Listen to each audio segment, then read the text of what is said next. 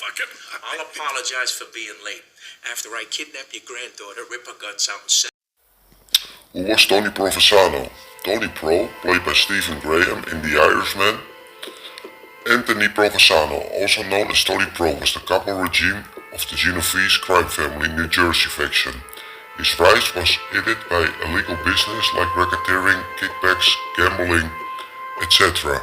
Provenzano was known for his associations with Teamsters Union director Jimmy Hoffa, who did Provenzano's job as International Brotherhood of Teamsters president for Local 560 in Union City, New Jersey. Provenzano was born on May 7, 1917 in the Lower East Side of Manhattan, the fourth of 6 children, to Sicilian immigrants Rosario and Josephine Provenzano. At the age of 15, he quit public school and 114 and went to work as a $10 a week helper at the Wells Trucking Company. 3 years later he became a driver. Provenzano became employed with the Teamsters Local 560 in Union City, New Jersey as a business agent between 1948 and 1958. Between November 24, 1975 and June 1978, Provenzano was a resident of Clifton, New Jersey and Florida. On November 15, 1960, Provenzano was indicted in the District of New Jersey for extortion, for the demand of receipt of labor peace, payoffs from the Dorn Transportation Company between 1952 and 1959. On July 12, 1963, Provenzano was convicted of extortion and sentenced to 7 years imprisonment. He served 4.5 years, incarcerated between May 1966 and 1970. Although Provenzano had once been a friend of Teamsters Union director Jimmy Hoffa, they had become enemies at reported feud when both were in federal prison in Lewisburg, Pennsylvania. In 1974, Hoffa asked Provenzano for his support to regain his former position, but Provenzano refused and threatened Hoffa by reportedly saying he would pull out his guts and kidnap his grandchildren. On July 13, 1975, Hoffa disappeared after he had gone out of a restaurant to meet Provenzano and Anthony Gaglione.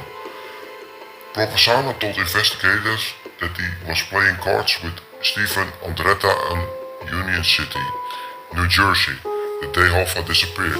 10 weeks after Hoffa's disappearance, President Richard Nixon made his first public appearance since his resignation, during which he called with Frank Fitzsimmons, president of the International Brotherhood of Teamsters, and Provenzano.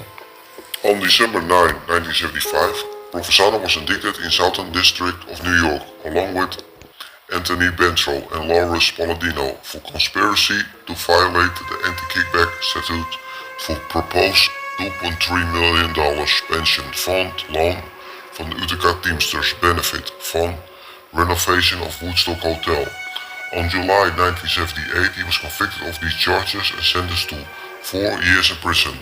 On June 23, 1976, Provenzano was indicted in Ulster County, New York, along with Bruguglio and Kongsberg, on charges of conspiracy and murder in connection to the 1961 death of Anthony Castellito.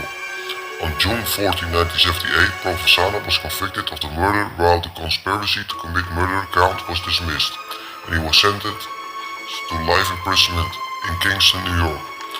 Exactly 1 week later, on February 22, 1979, Provenzano was indicted in the District of New Jersey along with Gabriel Imbruglia, Stephen and Thomas Andretta, and Ralph Pelliccia on RICO charges in C-Train labor peace payoff case on May 25, 1979.